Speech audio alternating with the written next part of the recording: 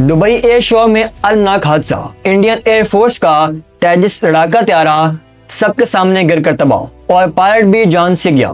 Dubai air show में आज एक अफसोसनाक और चौंका देने वाला वाकया पेश आया जब भारतीय साख्ता लड़ाका तेजस त्यारा अपनी डिमॉन्स्ट्रेशन फ्लाइट के दौरान 2:10 पर गिरकर तबाह हो गया। त्यारे के जमीन पर गिरते ही एक जबरदस्त आग का गोला फिजा में उठा और देखते ही देखते काला धुआं आसमान में फैल गया। हादसा उस वक्त पेश आया जब तेजस एक लो रोल मैन्यूवर कर रहा था और तकरीबन 1.6 किलोमीटर दूर शो ग्राउंड से आग की लपेट में आकर जमीन से टकरा गया। बाद में भारतीय फिजाइया ने तस्दीक की कि पायलट हादसे में जाँ-बहक हो गया और इंडियन एयरफोर्स ने पोस्ट में लिखा कि वह इस नुकसान पर गहरे रंज का इजहार करते हैं। वाकई के वजूहात जानने के लिए अदालती इंक्वायरियां शुरू कर दी गई हैं। दुबई एयर शो दुनिया के बड़े एविएशन शोज में से एक है जहां 1500 से ज्यादा नुमाइश कंदगान और 200 से ज्यादा त्यारे शरीक हैं। ऐसे आलमी स्टेज पर ही हादसा भारतीय एविएशन पर बड़ा सवाल छोड़ गया है।